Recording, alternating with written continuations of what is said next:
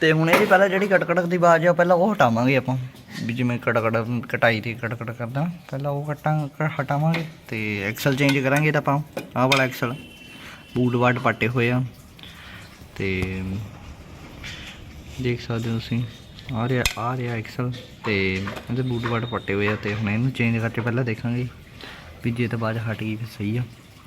ਨਹੀਂ ਫਿਰ ਪਾਲਾ ਵੀ ਚੇਂਜ ਕਰਨਾ ਪਊਗਾ। ਤੇ ਬਾਕੀ ਜੋ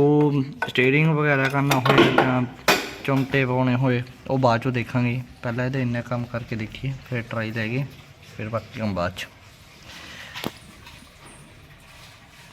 ਤੇ ਪਹਿਲਾਂ ਇਹਨੂੰ ਇੱਧਰੋਂ ਕੱਢਾਂਗੇ ਟਾਇਰ ਖੋਲ੍ਹਣ ਦੀ ਲੋੜ ਨਹੀਂ ਤੇ ਉਸ ਤੋਂ ਬਾਅਦ ਉੱਧਰੋਂ ਨਟ ਖੋਲਾਂਗੇ ਐਕਸਲ ਨਟ ਆ ਰਿਹਾ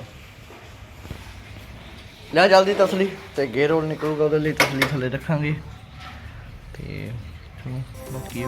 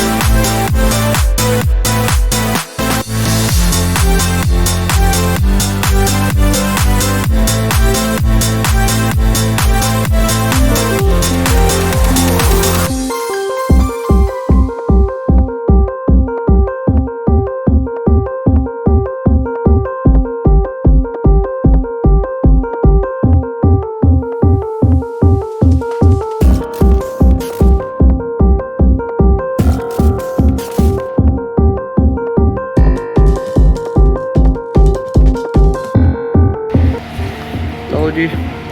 ਐਕਸਲ ਕਰਾਂਗੇ ਹੁਣ ਆਪਾਂ ਚੇਂਜ ਤੇ ਆ ਰਿਹਾ ਪੁਰਾਣਾ ਤੇ ਇਹ ਰਿਹਾ ਨਵਾਂ ਤੇ ਹੁਣ ਇਹ ਆਪਾਂ ਇਹ ਪਾ ਕੇ ਦੇਖਾਂਗੇ ਕਿ ਕਟਕਟ ਦੀ ਆਵਾਜ਼ ਹਟਦੀ ਆ ਜਾਂ ਦੂਜਾ ਵੀ ਚੇਂਜ ਕਰਨਾ ਪਊਗਾ। ਚਲੋ ਸਟਾਰਟ।